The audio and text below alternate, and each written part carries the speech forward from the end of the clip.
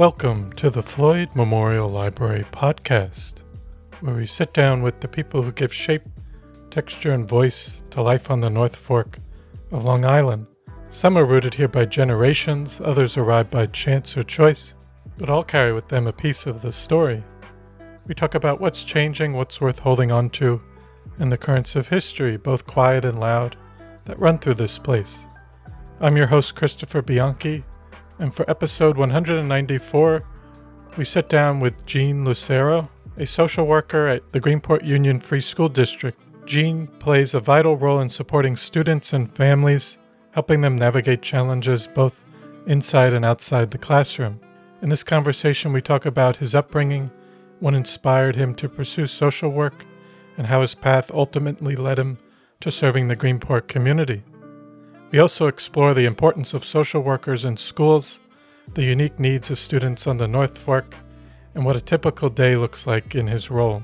From the rewards and challenges of the job to how he hopes school-based social work evolves, Jean offers insight, empathy, and a reminder of how essential this work is for the well-being of young people and their families.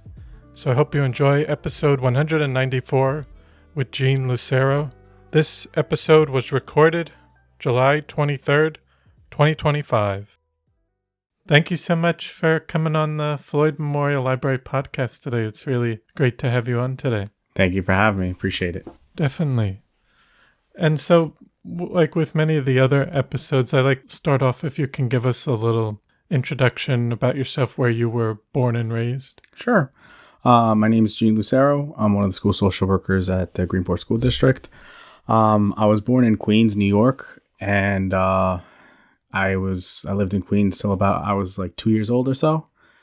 And then me and my family moved back to Ecuador. I'm Ecuadorian. That's where my family's from.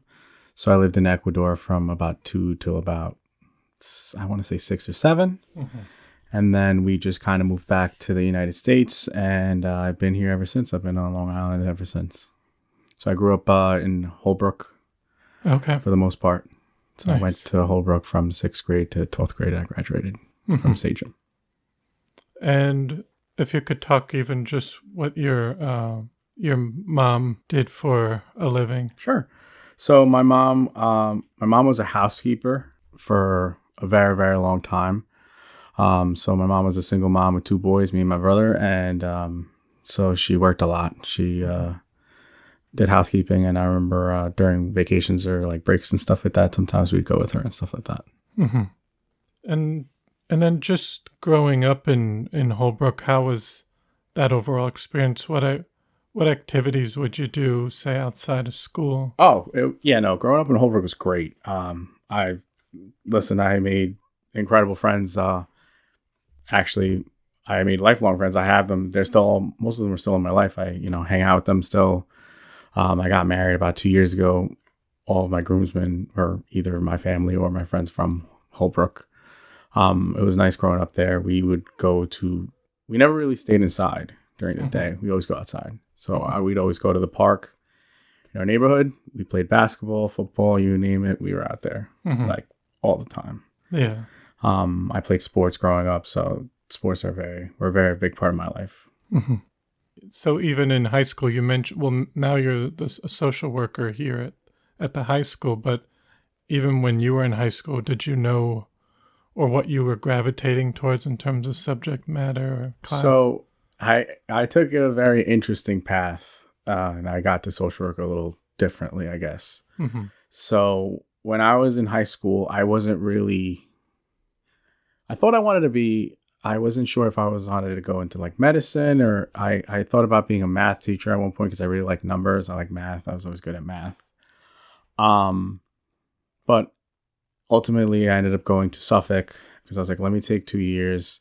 I think I'm going to go the medicine route. I'm not sure, but let me go that way because I had to pay for like college out of pocket and stuff. So I ended up going to Suffolk. I took like a lot of electives for science and all that, and then my last semester there I took a biology class, and I was like, I can't stand this sucks. I hate it. And then I was like, I don't think the medicine route is for me.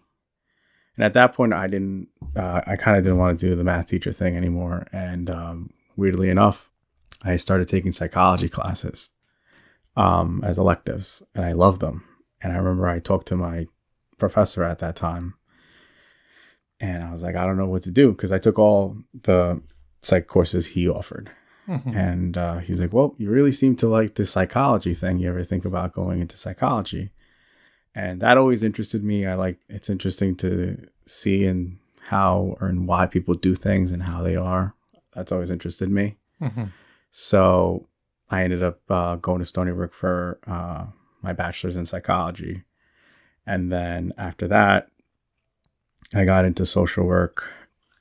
My wife, her aunt was a social worker, and I started talking to her and about how social work works, let's say. Okay. Yeah. And that's how I ended up getting into the social work route. And even coming out of your bachelor's degree, what opportunities were you looking for, or what type of, I guess there can be the different types of social work. Yeah. So when I went into social work, from the second I went to social work, I kind of like came into it and kind of realized what I wanted to do. So from the second I went to social work, I knew I wanted to be a school social worker, right? Because there's, there's like outpatient stuff, there's hospital social work. There's a lot of different things you can do with social work, which is nice. It's pretty broad that way.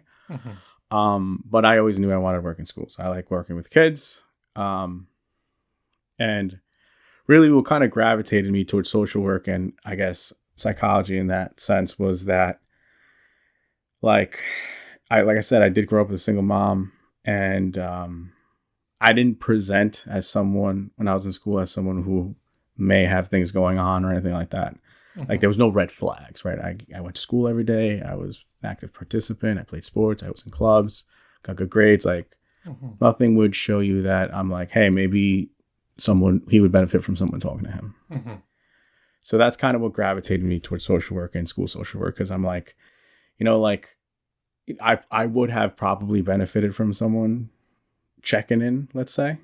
But so inevitably, like I fell into that range because I thought to myself, well, I think maybe I can spot something that people can't see from my experience and check in with someone that may need it that wouldn't necessarily be someone that you would look at. So that's kind of how I gravitated towards social work. Okay. And how did the opportunity come about to become a social worker here at Greenport? So that one was really interesting. So I like to say I take the social part in my title or profession a little too literal, I guess. I talk a lot. I'm very social. I'll talk to anybody.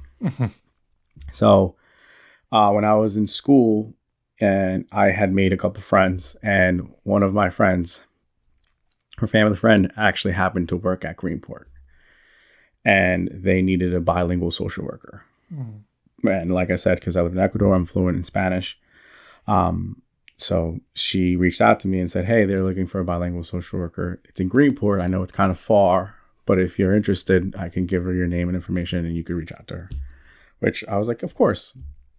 And then, so then they reached out to me. And then when the position came open, I went for an interview, and the rest is history. I've been here for like almost 4 years in January. Okay. And how's that been so far, even the 4 years, I guess, just getting involved with the students and the community out here? So a lot of people around here, they either grew up here, they have family members here, like there's some type of connection. It's a little different for me because I have no connection. I didn't grow up here. I don't know anyone that lives out here. I didn't know anyone that grew up out here, anything like that before I came here. I will say I've fallen in love with it pretty immediately. It really is like one big family out here. It's very different from what I grew up with or what I experienced. Like, cause I went to Sachem. They're huge. It's very big. It's a very big district. Yeah. I tell the kids a story all the time. I said, like, do you understand? Like our district has like, I think like 700 kids in it, 750, something like that. I said, I graduated with 600 people. I'm like, I sat next to a girl at graduation and I said, hi, my name's Jean. Nice to meet you. And she's like, hey, I'm so-and-so. I forgot her name. And I was like, are you new? Did you just move here? And she's like, no, I've been going here since pre-K. I was like, oh, I moved to the district in 6th grade. Never seen her. Had never seen her in my life. So it's very different. Yeah. We're here. It's like really nice. Everyone knows one another. Even the kids, they all know. Even the younger kids will know the older kids. They're like, I'll be walking in the hall with a young kid and they're like, oh, that's so-and-so. And I'm like, how would you know? You're in like 3rd grade. That person's in like 10th grade. So it's really interesting. And genuinely, I have fallen in love with the community and the town and really the people. There's a lot of good people out here, because people always say like, doesn't the commute like, isn't that terrible?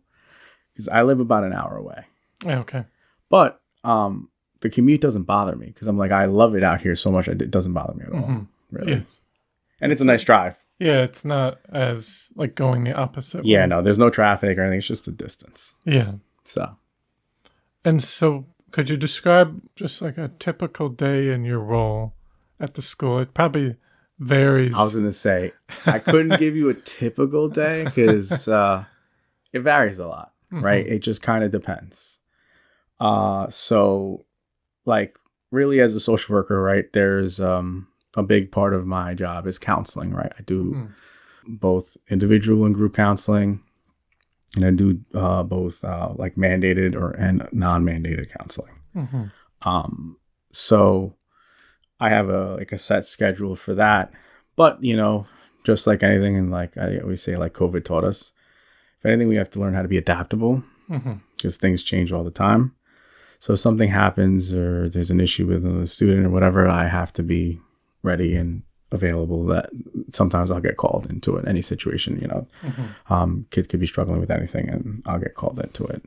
Or anyone in guidance could be any one of us. And then we kind of help out in the best way that we can in that respect. So it's scheduled until it's not, right? So we were very flexible that way. Okay. Yeah. And what aspects, I think you mentioned some of the things you enjoy about the community and working out here, but are there any aspects of your job that you find most rewarding? And even just how you feel your work might make a difference in the lives of some students and families? Yeah. So as far as making a difference, right, I think that it's very interesting to talk about that, right? Because I'm like, I feel like I'm just like talking about myself and like how big of an impact I make. And I don't like that per se, because I'm not a person who talks about myself. I'm very private. I'm like, listen, I'll let someone else have the spotlight. I'll help out. I'll work, whatever. But I don't know. It's weird that way. I'm weird that way, let's say. But I think with social work, I got into it also because like, and I like working with high school kids. I like working with everybody, but originally the preference was high school because I think to myself, when you're in school, right, I could help you whether like you think you need help or not. Like someone can spot something and help you out, right? Reach out to you, check in, whatever. But once you graduate high school, like you're on your own, right, for the most part. So if anything happens or you may be struggling, like it's ultimately like on you to reach out to someone for help or get help or whatever, right? So that's why like it's ultimately like the last opportunity to get help without like reaching out, without having to like be self-motivated and reach out and stuff like that. So I do enjoy working with the high school kids in that respect. And I think it's very important because like you never know, right? People have tough days all the time, right? And anybody can have a tough day any day. Right. So that's what I think is most rewarding, being able to help someone out when they necessarily maybe didn't know or they were putting it to the side. It's definitely a good feeling when people reach out to you or like after they're like, you know what, I really appreciate your help. This really helped me. And, this was a good conversation for me. And I really appreciate it. Right. So that's kind of like the big thing as far as like how to make a difference and making a difference and how it's impactful. As far as like, the impact on the kids and stuff like that. Yes. Then what was the first part of the question? I'm sorry. I think this is your most rewarding. I think, yeah, like the rewarding part is like, being able to see the kids grow. Mm-hmm. Right. So, for example, like this class that just graduated, when I started, they were in ninth grade. And there was a lot of good kids there, and I worked with a lot of kids in that grade. So seeing them graduate was bittersweet, but it was very rewarding to see all of them move forward, and take the next step in their lives. Right? It's nice. Unfortunately, this year I didn't get to go to graduation, which is I was a little upset about, but life happens. I wasn't able to make it. But I looked at the pictures I saw and everything, so I'm very happy. I got to see them move on. Yes. And I think you touched on it a bit also, but just are there any unique challenges that you see out here that you're having to face? I don't know if you can talk about it, but just in general for the students and families in Greenport. Yeah, so I mean, I obviously, I can't get into too much detail about things like that, but yeah, I think an interesting thing is that we're a very diverse community. And a lot of people have very different living situations and just home situations, right? Whereas like in other places, like kids may not be having to take care of everything, right?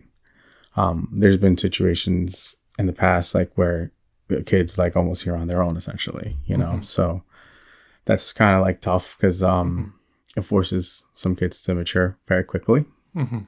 So I guess like sometimes but it's good because like there's such a big support system here, even as just a community. It might not be family related, but like the community itself is very good that way. And everyone's always willing to help out, so it's really nice.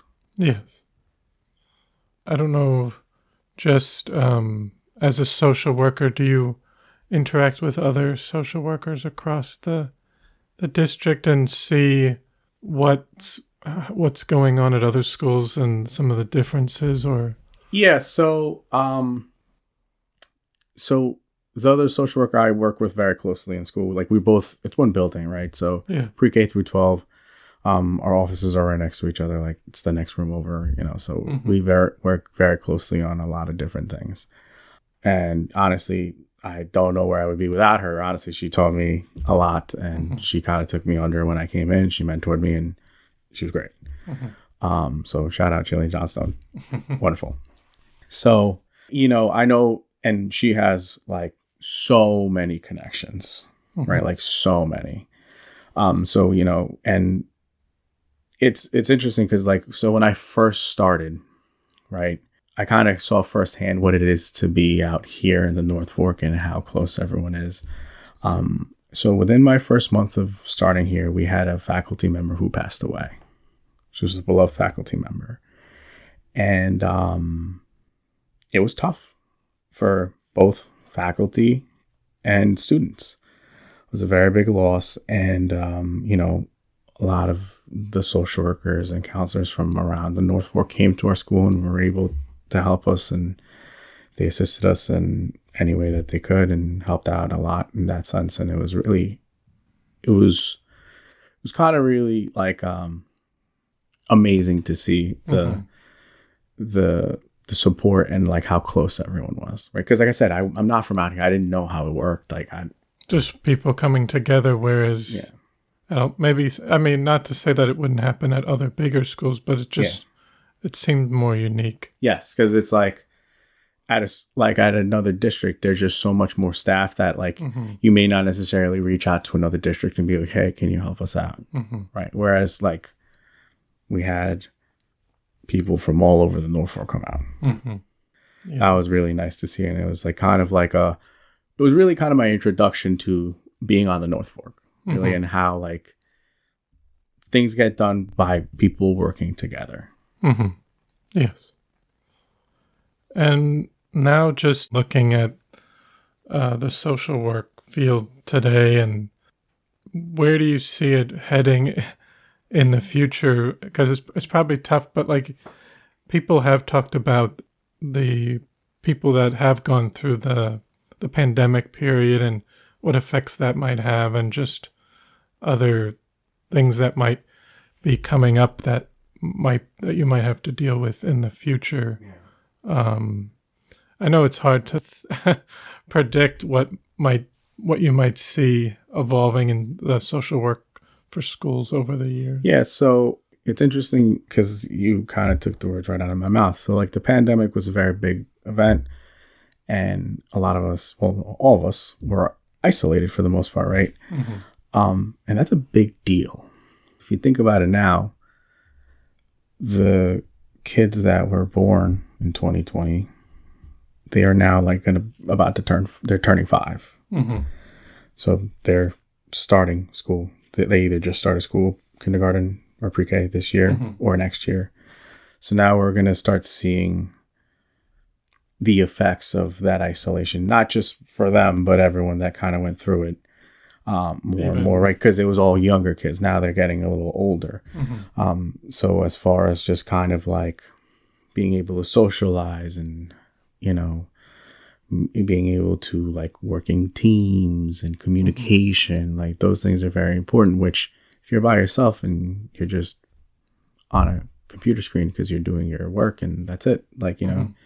There's, learn how to navigate those social situations, let's say. Mm-hmm. So it's going to be very interesting to see how those things have affected us or kids, and how we're going to have to navigate those things. Mm-hmm. And then also just where do you see yourself in 10 years, personally or professionally? So personally, like, I don't know. I don't think about it that much, I guess. Mm-hmm. I like to take things like one day at a time, let's say. Yeah. But so I guess like personally kind of would also depend on like professionally, right? So, I would love to still be here in Greenport. Like I said, I have fallen in love with this community. I've fallen in love with the school. I like the people I work with. I love the kids that I work with. I really have no complaints. Mm-hmm. And I think if I am able to become more secure out here, then I'll probably end up moving out here. I've loved it so much. Mm-hmm. So ideally, like professionally, like I'd probably like to go back for like my admin degree at some point in time in my life. Mm-hmm.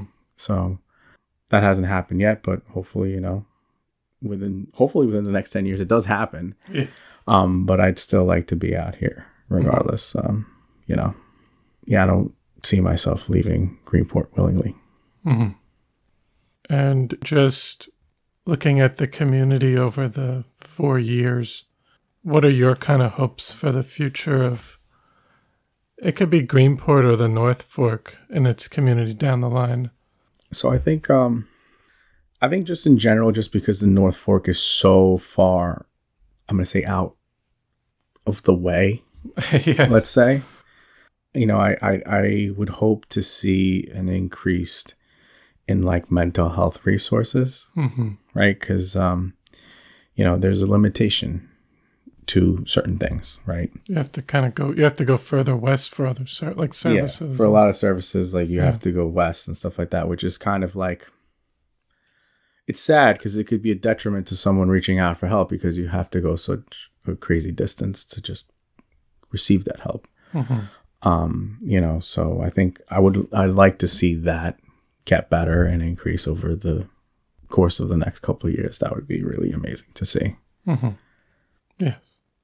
And what about even just with the school? Are there any with the school other goals you have, or just continue to provide? And I think as far as like with the school, I mean, like goals for myself, like it's tough to say because it's not like I'm a teacher and I'm like, my goal is to have my kids get like a 80 average or something, or a 95 average, right? It's kind of hard that way. So, And essentially, like, if you think about it in social work, your goal is to like be out of business, right? Mm-hmm. That you help people out so much that they don't need you, Mm-hmm. right? Yes. Yeah. So it's an interesting thing to think about. But so I guess like ideally, right? We help out people and they get the tools and the resources they need to be able to move forward and help themselves. And, you know, but I always enjoy working with people. So that's the sad part, right? Because when it's like, it's amazing and it's awesome to see when people like take that next step. Mm-hmm. But it's also like, okay, like we're not working together as often, let's say, because you don't need it. Yes. Kind of seeing that they're doing fine on their own. Yeah. And you don't have to see them as much. Yeah. So it's good that way. So like I tell kids all the time when that happens, I'm like, come back. Just say hello, check in, drop by. Mm-hmm. My door's always open. Because I tell kids all the time, ultimately, like, I'm like, yes, I work for the district. The district pays me, but I work for you. Mm-hmm. Right? I'm like, you're my boss. Yeah. So I tell them all the time. Definitely. Let me see. I think we covered everything. Were there any last minute things you'd like to say or discuss that we haven't touched on? Off the top of my head, I don't think so. No, I can't think of anything directly now. Okay. Oh, well, I want to thank you so much for taking the time to come on the podcast today and share your story and all the work you're doing for the community in our school district. So thank you so much for coming on. Thank you for having me. I really appreciate it. This was really enjoyable. This was really nice. Thank you. Thank you.